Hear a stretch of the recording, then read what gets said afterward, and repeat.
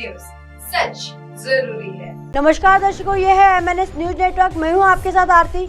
आइए देखते हैं आज की कुछ खास खबरें। मुंबई कोस्टल रोड को छत्रपति संभाजी का नाम। शिवाजी महाराज राज्याभिषेक दिवस पर सीएम एकनाथ शिंदे के 3 बड़े ऐलान। छत्रपति शिवाजी महाराज के 350वें राज्याभिषेक दिवस के मौके पर आज 2 जून शुक्रवार रायगढ़ किले पर एक भव्य कार्यक्रम का आयोजन किया गया। इस कार्यक्रम के दौरान महाराष्ट्र के सीएम एकनाथ शिंदे ने 3 बड़े ऐलान किए। उन्होंने मुंबई कोस्टल रोड का नामकरण छत्रपति संभाजी राजे के नाम पर किए जाने का ऐलान किया। इसके अलावा प्रतापगढ़ प्राधिकरण की वर्षों पुरानी मांग को मंजूरी दी और शिवाजी महाराज के जीवन से जुड़े प्रोजेक्ट के लिए 50 करोड़ रुपए की निधि देने का ऐलान किया। मुंबई की फ्यूचर लाइफलाइन सबसे जाने वाले कोस्टल रोड प्रोजेक्ट का नाम धर्मवीर छत्रपति संभाजी महाराज रोड किए जाने को लेकर कुछ दिनों पहले छत्रपति संभाजी राजे की जयंती के मौके पर मुख्यमंत्री एकनाथ शिंदे ने जानकारी दी थी। आज इसका ऐलान कर दिया। मुंबई की ट्रैफिक की समस्या से छुटकारा दिलाने के लिए यह प्रोजेक्ट बेहद अहम माना जा रहा है। शिवाजी महाराज की हिंदवी स्वराज दरअसल हिंदू राष्ट्र की सोच मोहन भागवत शिवाजी महाराज के गुलामी की मानसिकता से बाहर निकाला पीएम नरेंद्र मोदी। रायगढ़ में आयोजित किए गए इस भव्य कार्यक्रम को ऑनलाइन के जरिए पीएम नरेंद्र मोदी ने संबोधित किया। उन्होंने अपने संबोधन में शिवाजी महाराज के राज्याभिषेक दिवस की शुभकामनाएं दी। उन्होंने कहा कि शिवाजी महाराज ने लोगों को गुलामी की मानसिकता से बाहर निकाला और अत्याचार के खिलाफ लड़ाई लड़ी। इस कार्यक्रम में मुख्यमंत्री एकनाथ शिंदे के अलावा उप मुख्यमंत्री देवेंद्र फडणवीस, शिवाजी महाराज के वंशज सांसद उदयन राजे भोसले, MNS प्रमुख राज ठाकरे, मंत्री दीपक केसरकर, मंत्री उदय सामंत समेत हजारों कार्यकर्ता मौजूद थे। शिवाजी महाराज के वंशज सांसद उदयन राजे को अहम जिम्मेदारी।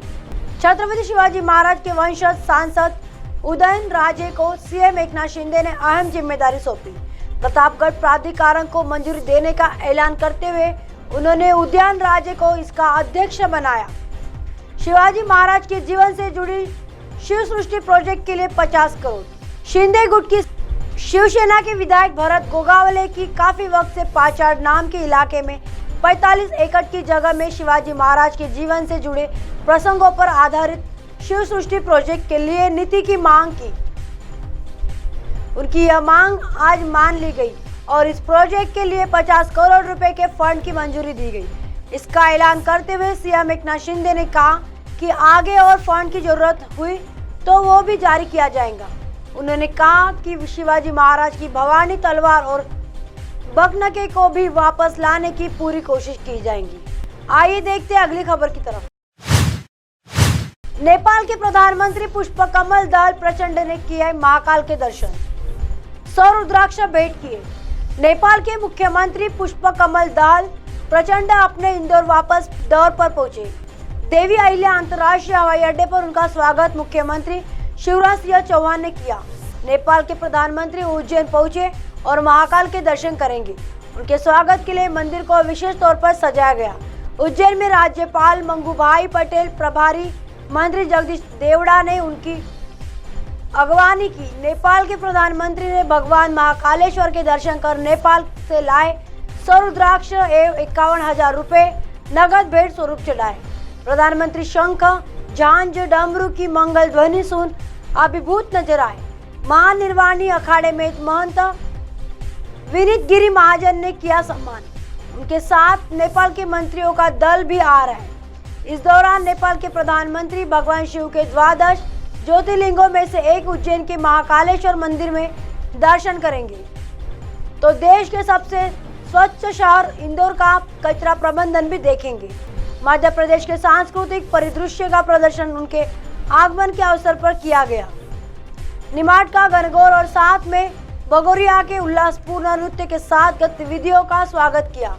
इंदौर के युवाओं का शीर्षवर ध्वज पथक का 50 संसदीय ढोल, 10 ढोल ताशे और केसरिया ध्वज के साथ उद्घोष करते हुए नेपाल के प्रधानमंत्री का स्वागत किया।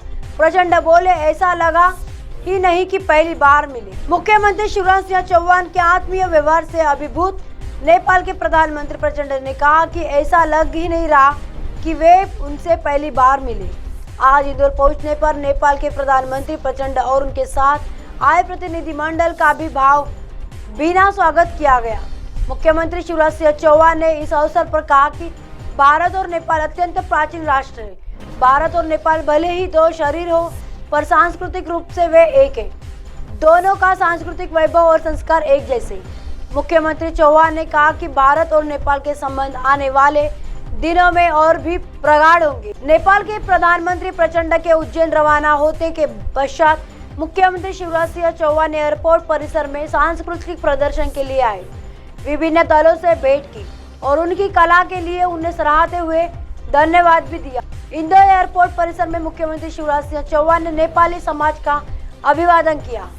शुक्रवार को मुख्यमंत्री चौहान द्वारा होटल मैरियट में रात्रि भोज भी दिया जाएगा, जिसमें नेपाल के प्रधानमंत्री, उनके मंत्री व प्रतिनिधि शामिल होंगे। आइए देखते हैं अगली खबर की तरफ। केंद्रीय मंत्री कुलस्ते का राहुल गांधी पर विवादास्पद बयान, कांग्रेस ने बताया उन्हें कुंठित नेता जाने मामला।